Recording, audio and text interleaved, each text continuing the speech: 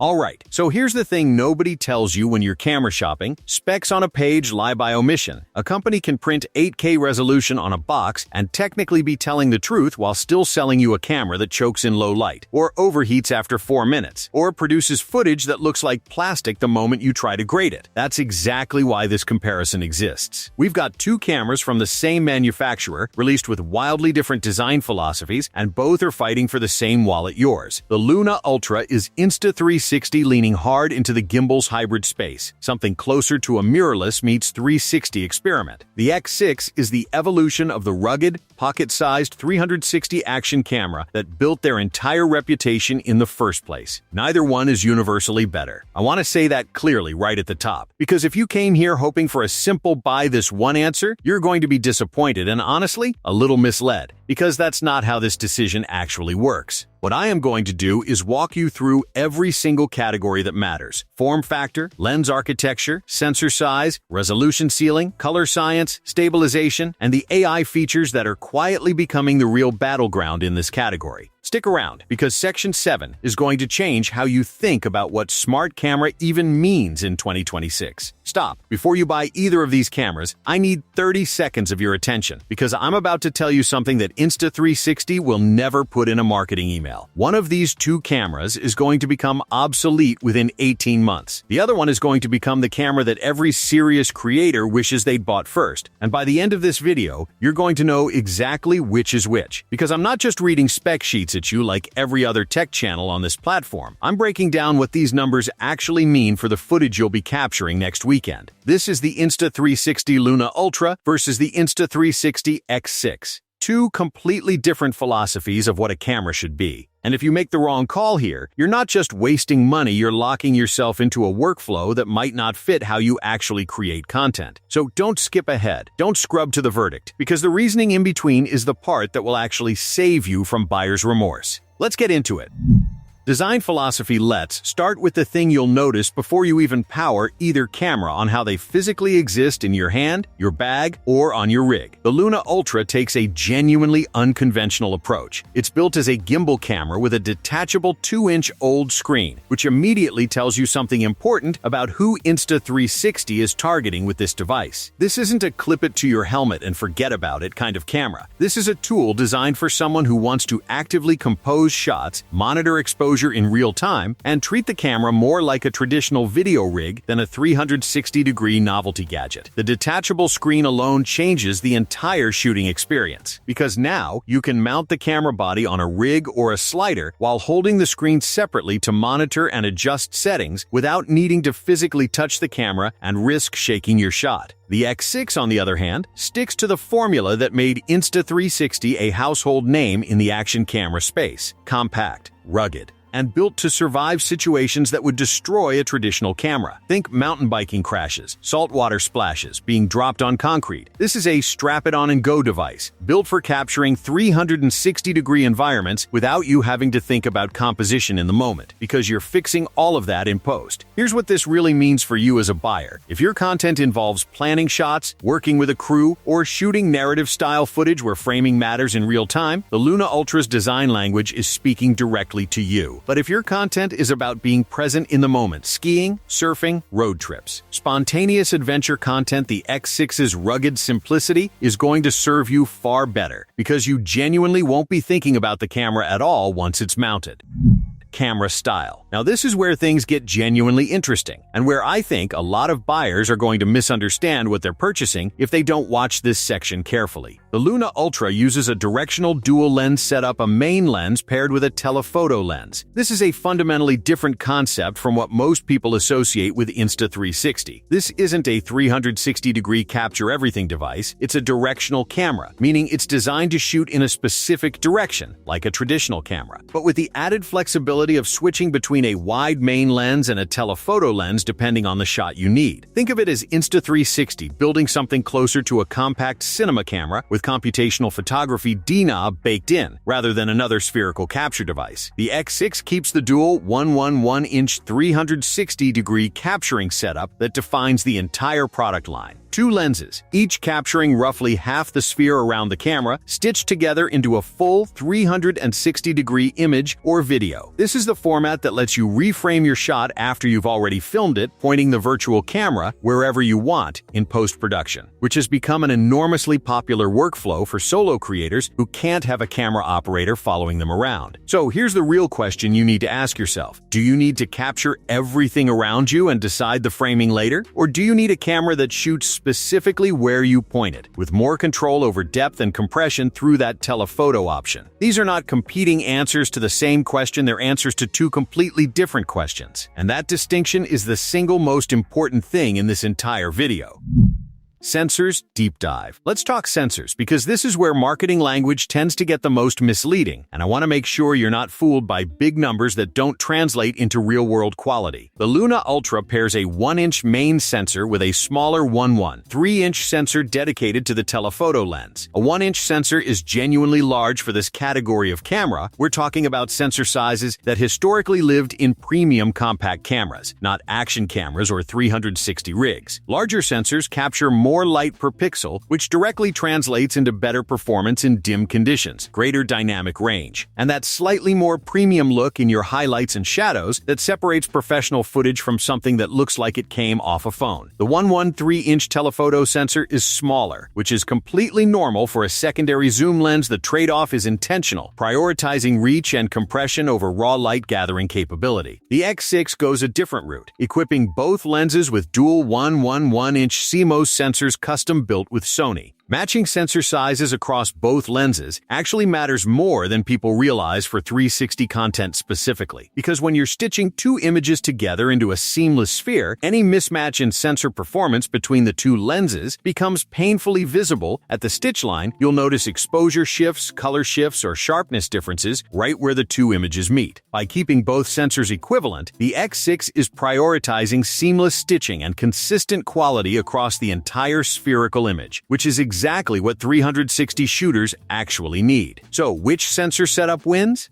Honestly, it depends entirely on your use case, and I'll break down exactly why in the use case section later in this video, so if you're the type of creator who needs a definitive answer, stick around, because it's coming. Max Resolution Showdown. Resolution numbers are the easiest spec for marketing teams to weaponize. So, let's slow down here and actually think critically. The Luna Ultra tops out at 8K 30 on its main lens, with the telephoto lens also capable of 8K despite its smaller sensor, and pairs that resolution with Dolby Vision support. That combination matters more than the resolution number alone, because Dolby Vision isn't just a buzzword, it's a dynamic HDR format that adjusts brightness and color information on a scene-by-scene, sometimes frame-by-frame basis, rather than applying one static tone curve across your entire video. If you're delivering content to platforms or displays that support Dolby Vision, that's a genuinely meaningful upgrade in how your highlights and shadows render, especially in high-contrast scenes like sunsets, indoor to outdoor transitions, or anything with mixed lighting. The X6 pushes into high frame rate 8K 50 territory in full 360-degree mode, with a secondary PureVideo 360 mode that drops to 8K 30 in exchange for better low-light handling. There's also an 11K time-lapse mode for anyone shooting long exposure or hyperlapse content, and single-lens mode unlocks up to 5K 60 or 4K 120 for creators who want a more traditional, non-spherical shot. What actually matters here is the 8K 50 frame rate, because higher frame rates at high resolution give you dramatically more flexibility in post-production. You can slow footage down for smooth, slow-motion reframes without sacrificing resolution, which is enormously valuable for 360 content, where you're often cropping into a small portion of that massive spherical frame. Here's the practical takeaway. Resolution alone doesn't determine footage quality. How that resolution is processed, compressed, and paired with dynamic range technology matters just as much, if not more. Color Science Breakdown. If you've ever wondered why some footage just looks expensive straight out of camera, while other footage looks flat and lifeless no matter how you edit it, color science is almost always the answer, and this section might be the most underrated part of this entire comparison. The Luna Ultra features 10-bit color built around Leica-engineered optics and Insta360's iLog color profile. That Leica partnership is significant. Leica has decades of reputation built specifically around color rendering and optical quality, and licensing that color science into a compact hybrid camera suggests Insta360 is chasing a more cinematic, true-to-life color rendition rather than the punchy, oversaturated look that a lot of action cameras default to straight out of the box. 10-bit color depth means you're capturing over 1 billion possible color values, compared to roughly 16 million with standard 8-bit color, which gives you dramatically more room to grade your footage in post without introducing ugly banding artifacts in gradients like skies or skin tones. The X6 counters with its own 10-bit color pipeline, paired with something called PureVideo low-light mode. This is Insta360 directly addressing what has historically been 360 cameras' biggest weakness: performance once the sun goes down. Low-light 360 footage has traditionally looked noisy, muddy, and honestly kind of unusable for professional work, so a dedicated low-light processing mode built into the color pipeline itself, rather than bolted on as an afterthought, suggests Insta360 has been listening closely to their existing user base's biggest complaints. Both approaches are legitimate. One is chasing cinematic authenticity through a legacy optical partnership, the other is chasing usability in genuinely difficult shooting conditions. Neither is wrong, but they'll produce noticeably different footage, and that's worth sitting with before you decide. Stabilization battle. Now let's talk about the feature that honestly might matter more to your day-to-day shooting experience than almost anything else on this list, because shaky footage ruins good content faster than any other single issue. The Luna Ultra uses a mechanical 3-axis gimbal for stabilization. This is a physical, hardware-based solution, actual motors physically counteracting your movement in real time, rather than software cropping into the frame and digitally correcting shake after the fact. Mechanical stabilization has one enormous advantage. It doesn't cost you any resolution or field of view because the sensor itself is being physically stabilized rather than the image being cropped and digitally warped to remove shake. It also tends to produce a smoother, more floaty cinematic look that software stabilization struggles to fully replicate, especially during aggressive, fast movement. The X6 relies on digital FlowState stabilization, Insta360's long-running software stabilization system that's genuinely earned a great reputation in the action camera space over the years. FlowState works by using the camera's massive field of view combined with gyroscopic data to digitally stabilize footage after capture, essentially using the extra image data outside your final frame as a buffer to smooth out movement. The trade-off is that digital stabilization typically sacrifices a small amount of resolution or field of view to achieve that smoothness, though FlowState has become impressively good at minimizing that trade-off over successive camera generations. If you're shooting handheld run-and-gun style content with unpredictable movement, mechanical stabilization on the Luna Ultra is going to give you a meaningfully smoother baseline. But if you need the flexibility to reframe your shot after the fact, which is the entire appeal of 360 capture in the first place, FlowState's software approach on the X6 is specifically built to work hand-in-hand with that reframing workflow.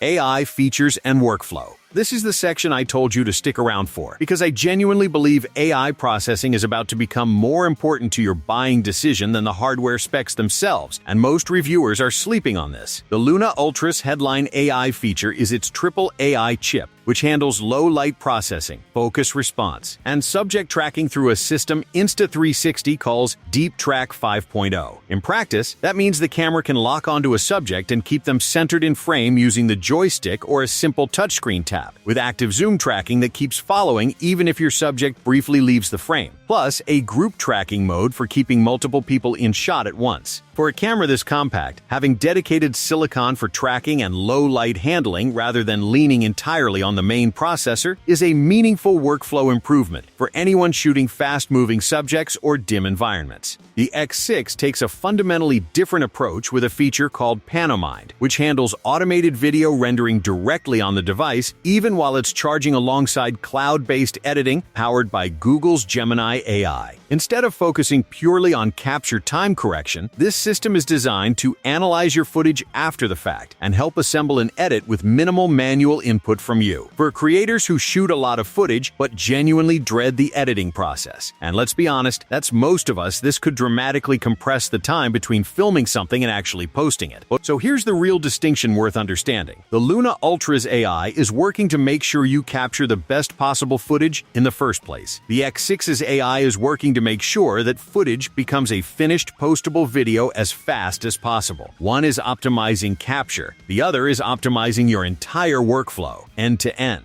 And depending on how much time you actually have to edit, that distinction alone might decide this whole comparison for you.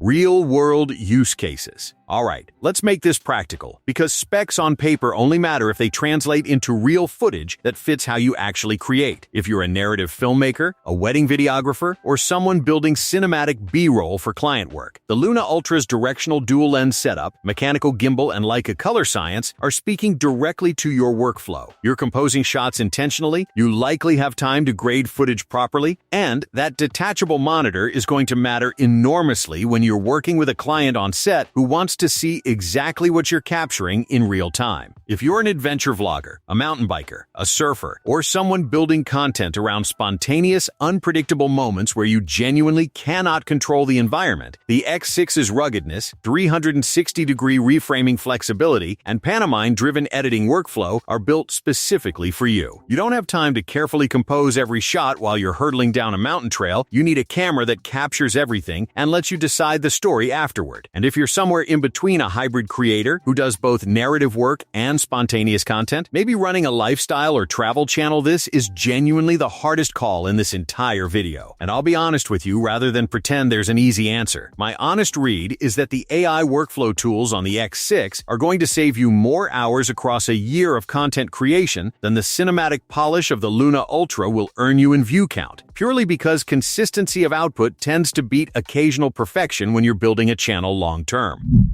Call to action. If this breakdown actually helped you think through this decision more clearly than a spec sheet ever could, that's genuinely the entire reason I make these videos. So do me a favor and hit that like button. It takes 2 seconds, and it tells this platform to actually put this video in front of more people who need to see it before they make an expensive mistake. Drop a comment telling me which camera you're leaning toward, and more importantly, why I read every single one. And honestly, some of the best insights in my future videos come directly from arguments you all have in these comment sections. And if you're new here, subscribe now, because next week I'm putting both of these cameras through actual side-by-side field tests, real footage, real low-light conditions, real fast motion stabilization tests, and comparing it directly against what we just broke down today. You are not going to want to miss seeing whether these specs actually hold up in the real world. Thanks for watching all the way through. I'll see you in the next one.